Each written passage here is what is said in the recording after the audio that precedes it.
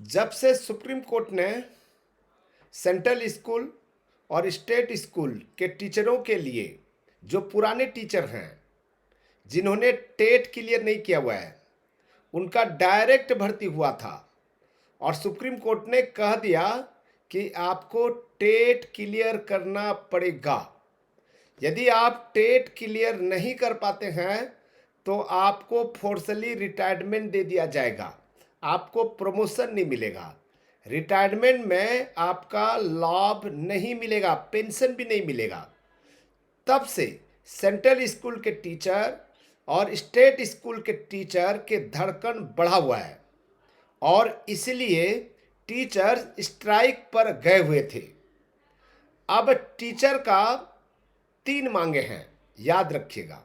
पहला मांग ये है कि जो सुप्रीम कोर्ट ने जजमेंट दिया हुआ है सितंबर 2025 में, और 2 साल का ये जो समय दिया गया है कि टेट पास करना है, तो उसका रिव्यू पिटीशन एक्सेप्ट करें।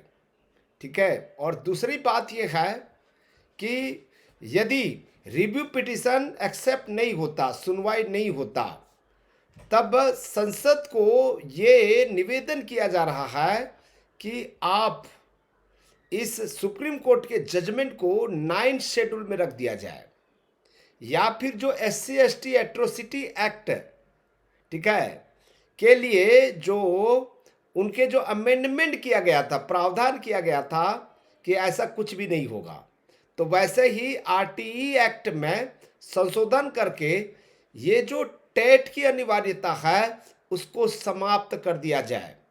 ठीक है। मैं हूं डॉक्टर वेणुधर रौतिया, लॉ में प्रोफेसर हूं, और आपको मैं लीगल यानी कि विधिक सलाह सही ढंग से दूंगा। क्या होने वाला है, क्या होगा, क्या हकीकत में ये जो सैकड़ों रिव्यू पिटीशन सुप्रीम कोर्ट में लगाया जा रहा है, क्या सुप्रीम कोर्ट ये स्ट्राइक को देखकर, ये जो टीचर के विरोध प्रदर्शन को देखकर सुप्रीम कोर्ट रिव्यू पिटीशन को एक्सेप्ट करेगी या नहीं करेगी? दूसरी बात इसमें हम ये देखेंगे कि, ठीक है, ये जो संसद है संसद है, क्या 9th शेड्यूल में रखेगी ये जजमेंट को, या फिर RTE एक्ट में अमेंडमेंट करेगी? और तीसरी बात ध्यान दीजिएगा, इलाहाबाद हाई कोर्ट ने एक बहुत अच्छा फैसला सुनाया है। इसके बारे में आपको हम पूरी बात बताएंगे। आपको जुड़े रहना है। ठीक है। वीडियो को लाइक करना है, कमेंट्स करना है, शेयर करना है, और साथ ही साथ ऐसे ही विश्लेषण के लिए, ठीक है, लीगल एनालिसिस के लिए इस वीडियो को आपको सब्सक्राइब करना है। चलिए मैं आगे बढ़ता हूं। सुप्रीम कोर्ट सुनवाई के लिए मंच तैयार कर रहा है। रिव्यू पिटीशन दाखिल, कई तकनीकी कमी नहीं है, इसमें तकनीकी कमी नहीं है, फाइलें पूरी तरह से तैयार हैं और धड़ाधड़ सैकड़ों रिव्यू पिटीशन सुप्रीम कोर्ट में लगा दिया गया है और भी निरंतर बढ़ रहा है। आज भी कुछ रिव्यू पिटीशन टीचरों के द्वारा लगाया गया है।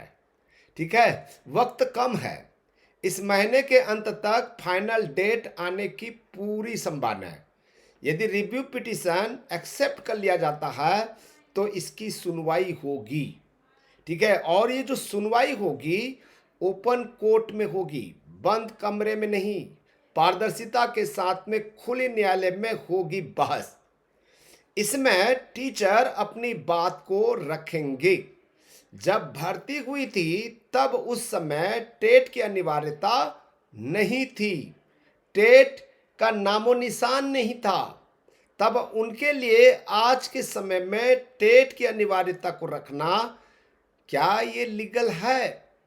ठीक है, लीगल है तो अब सुप्रीम कोर्ट कारण बताएगा। क्या कारण बता सकता है? वो ये कह सकता है स्कूल में, ठीक है, स्कूल में क्वालिटी एजुकेशन, क्या जो एक्सपीरियंस है, जो 25 साल 30 साल तक जो एक्सपीरियंस है स्कूल में पढ़ाने का जो एक्सपीरियंस है, क्या वो टेट परीक्षा यानी कि टेट परीक्षा पास करने मात्र से, ठीक है, वो योग्यता का वैल्यू कम हो जाएगा? केवल टेट क्लियर करने मात्र से योग्यता जो अनुभव है, ठीक है, उसका वैल्यू और टेट के वैल्यू, ठीक है, टेट के वैल्यू को हम प्रायोरिटी देंगे? ठीक है, ये भी एक प्रश्न है, ठीक है, जो सही लगता है। एक्सपीरियंस सबसे बड़ा चीज होता है दोस्तों। क्वालिफिकेशन से भी एक्सपीरियंस बड़ी चीज होती है। वो एक्सपीरियंस, ठीक है, वो साल, 2 साल, 5 साल, 10 साल, 20 साल, 30 साल के बाद में उसकी क्वालिटी एजुकेशन बढ़ता है। ठीक है, एक्सपीरियंस को नकारा नहीं जा सकता है। ठीक है, इलाहाबाद हाई कोर्ट ने राहत तो दी है, बल्कि सख्ती भी प्रदान किया है। पहले से नियुक्त शिक्षक इन पर टेट की अनिवार्यता लागू नहीं होगी। इलाहाबाद हाई कोर्ट ने यह जजमेंट दिया है। और भविष्य के जो उम्मीदवार हैं, सभी नई भर्ती प्रक्रियाओं में टेट 100% अनिवार्य है। तो याद रखिएगा, स्कूल में टीचर बनना है तो आपको ग्रेजुएशन करिए सीधा, और आप सीधा बीएड में एडमिशन ले लीजिए। ठीक है, अब तो बहुत बढ़िया हो गया है, आपको ग्रेजुएशन करने की जरूरत नहीं है। ठीक है, डायरेक्ट 4 साल 5 साल का बीए प्लस बीएड में एडमिशन लीजिए यदि टीचर ही बनना है तो। ठीक है, सरकार के नियमों में स्पष्टता की भारी कमी थी। ठीक है, कोर्ट की टिप्पणी, सरकार के नियमों में स्पष्टता की भारी कमी थी। यह गलती सरकार के द्वारा है। सरकार ने सही जानकारी नहीं दिया सुप्रीम कोर्ट को। यदि सुप्रीम कोर्ट को सही जानकारी दिया रहता, ये मुसीबत ही नहीं आता, ये जजमेंट ही नहीं आता। ये कह सकता था सरकार जो है कि जो टेट पास नहीं है उन्हें हम ट्रेनिंग प्रदान करेंगे, ट्रेनिंग देंगे, उनको एक्सपर्ट बनाएंगे। जो भी आजकल नया टेक्नोलॉजी है, जो नए टेक्नोलॉजी के हिसाब से जो स्टूडेंट्स को पढ़ाना है, उसमें हम प्रॉपर ट्रेनिंग देंगे। ठीक है, उन्हें टेट करने की अनिवार्यता नहीं होनी चाहिए। इस बात को सरकार के द्वारा, ठीक है, सुप्रीम कोर्ट में नहीं रखा गया। अभी जो टीचर हैं ट्रेनिंग करने के लिए तैयार होंगे, क्यों नहीं होंगे? ट्रेनिंग करेंगे, जो भी आप सिखाओगे उसका पालन किया जाएगा। ठीक है, और भविष्य में जो टेट के आधार पर ही टीचर बनेंगे, वो स्टूडेंट के लिए ये सावधानी है। ठीक है, अब हाई कोर्ट का प्रभाव, पुरानी बनाम नई नियुक्तियां। देखिए, पहले से नियुक्त शिक्षक पर लागू नहीं होगा, और जो अगला भर्ती होगा उसमें 100% टेट अनिवार्य होगा। नौकरी पर खतरा, फिलहाल उत्तर प्रदेश में, ठीक है, जो पुराने टीचर हैं जिन्होंने नेट क्लियर नहीं किया हुआ है, वो सुरक्षित है। बिना टेट एंट्री लगभग असंभव है। अब की बात कर रहे हैं। ठीक है, पुरानी नीतियों का सीधा लाभ मिलेगा। सरकार को नए नियम स्पष्ट करने होंगे जो आने वाले या बनने वाले जो टीचर होंगे। याद रखिएगा, अब हाईकोर्ट ने तो ये निर्णय दिया हुआ है और उधर सुप्रीम कोर्ट ने भी निर्णय दिया हुआ है।